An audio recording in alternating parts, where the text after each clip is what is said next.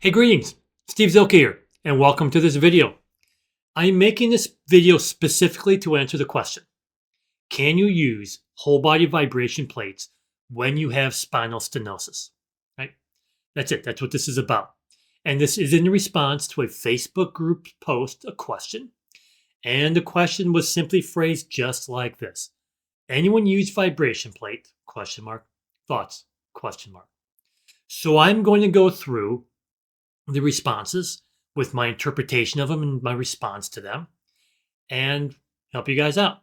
Figure it's a question here. It should be brought out to the general public because I do feel I have a pretty good understanding of how you can use vibration plates with spinal stenosis. And here's why. So I'm a physical therapist who has been treating neck and back pain most of my career, so 30 years or so. The past 15 years, I've been in multi-specialty pain clinics, of which we've had a vibration plate. So I have used a vibration plate with literally hundreds, if not thousands of people with acute and low back pain. So I have a pretty big sample size by which to work with and a fairly good understanding of all the nuances of all the different style cases and how people respond. So this is my information to you guys. So again, I'm just going to go through question by question or response by response and give my information.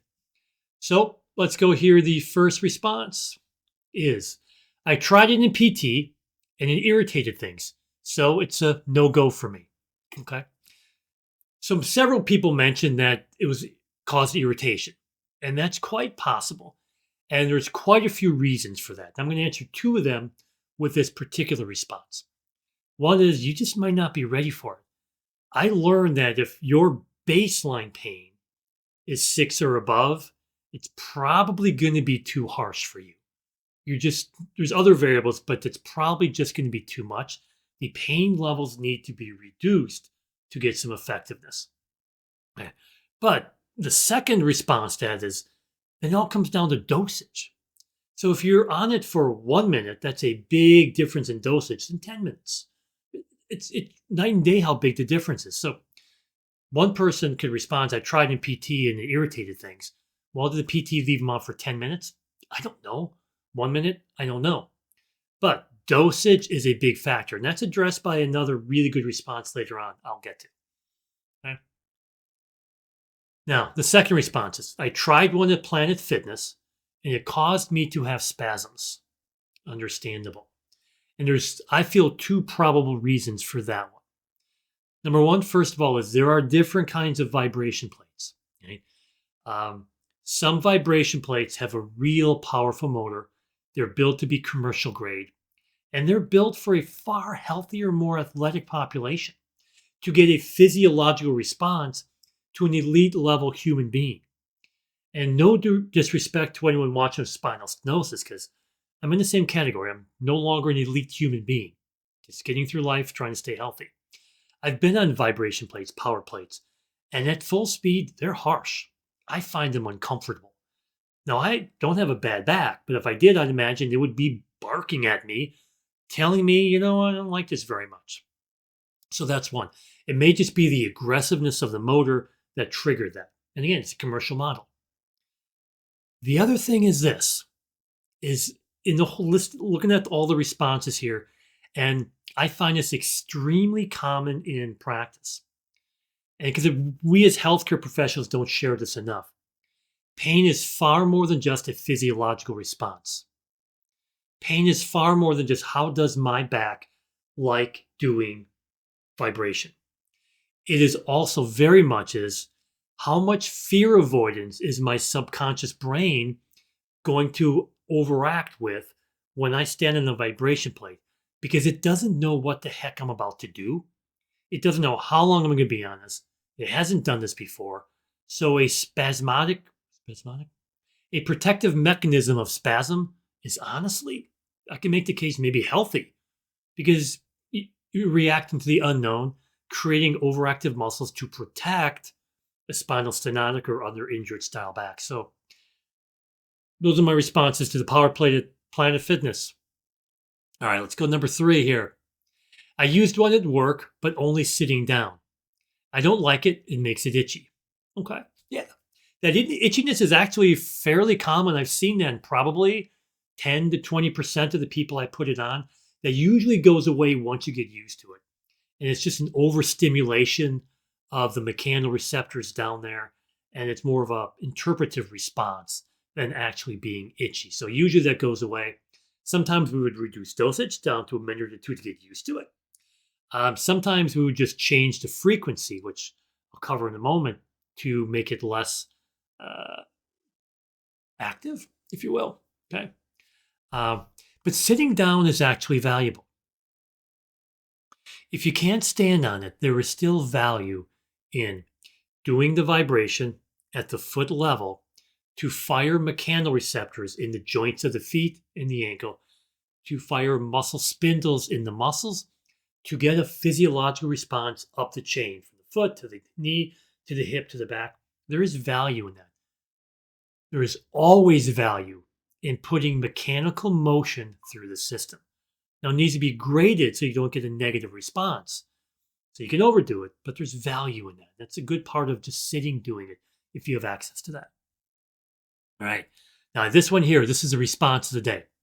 I bought one 5 months ago, and I love it. It's fantastic. And so in her post, which is quite lengthy, she talks about how she was really smart about it. She went to ChatGPT and created a sensible plan to start using it. I mean, honestly, I wish I were that smart about some of the things I start.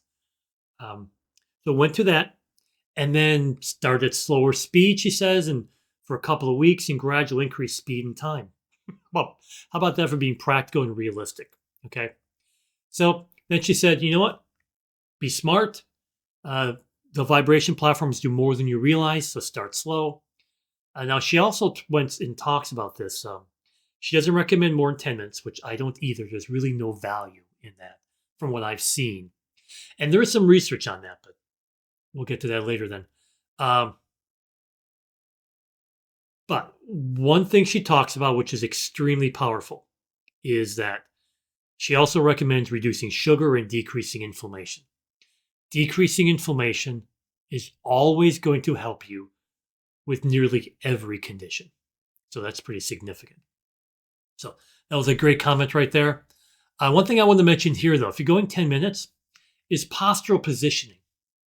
If you stand on the vibration plate fairly rigid with a stiff knee and stiff hips, you're going to feel that jolt all the way up to the whole body here.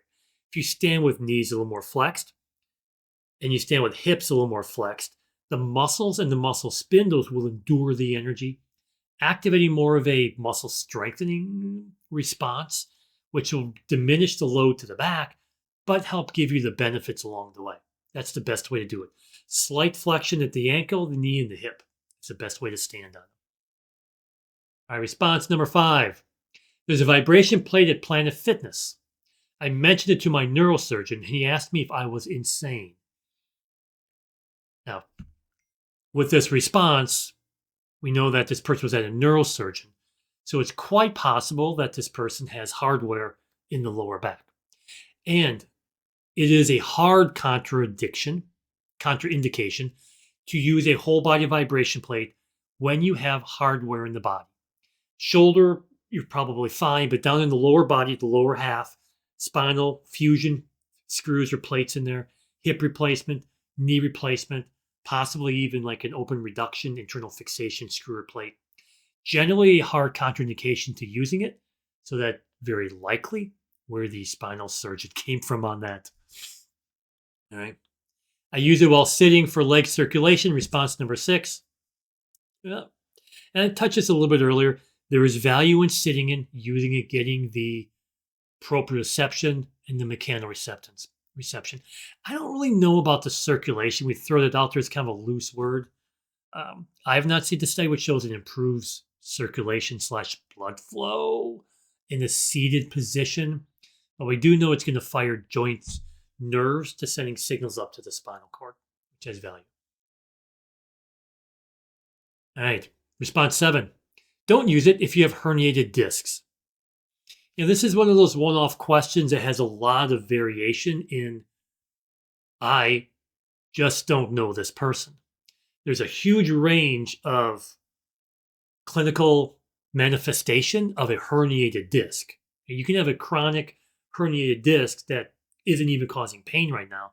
That's altogether different than someone who's acute and can barely stand up. There's a wide range right there. So generally speaking, if they're fairly along in the rehabilitation process, pain is low level. And the goal of the care is to take the person to a higher level of tolerance of activities, then I can see value in that. For example, if someone has a chronic herniated disc and that person has a job which exposes them to a lot of vibration, which is a lot of jobs in the trade industry, there is I can see a value in actually exposing them to vibration to train their body to handle it so that when they don't go back to work, they don't invoke a fear response and trigger the pain all over again. So, herniated discs, maybe, maybe not. Clinical judgment of the professional working with you. All right, response 8.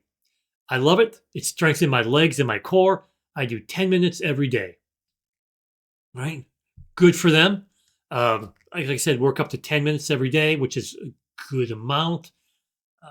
Use proper technique. And I just, strengthening legs, this is a good time for this question here. There is not solid evidence that if you have normal muscle strength, whole body vibration exercises will help you any more than other exercises. There is evidence that if you have a lot of muscle atrophy, or in the research sarcopenia, it can help facilitate those if you're that far down the scale. There is also some evidence that on vibration, if you are an elite level, using it can in the short run speed up some jumping abilities, some reaction times and things of that nature. But that's not most of the people in this group. So generally speaking, exercise-wise on it, I just kind of recommend doing the big 3, if you will, right? I recommend toe presses, kind of up on your toes. I recommend marching in place and then partial squats. If you're in this category and you want to do some basic exercises on it, keep it simple. Those work just fine. Off the record, I am not a fan of doing planking or push-ups on these.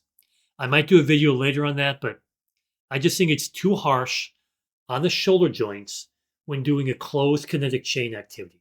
This joint wasn't really designed to bear weight. We got some exercise that do it, that's okay. But in my mind, why add more strain to the shoulder for something it really doesn't do a lot of? So that's that. That's response 8. She loved it. And here's number 9, the last one. And this was actually posted by a doctor. It's a good post, and I'm glad you brought it up. If you watch this, I went to your page. You're doing good work. I'm going to follow you. There is no research that shows it helps.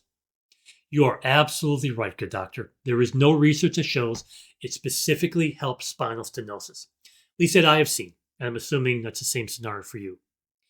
However, I'll counter with this, that in our random controlled trial world, I don't believe we'll ever be able to make a study which says we put these many people on whole body vibration and does their spinal stenosis be directly affected? I don't think we could make a good study for that. I don't think it is a good study.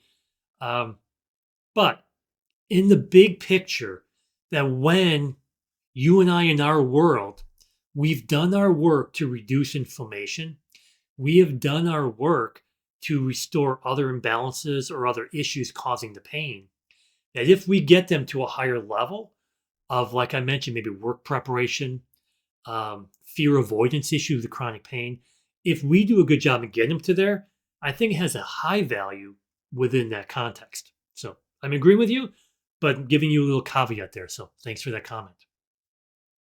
All right.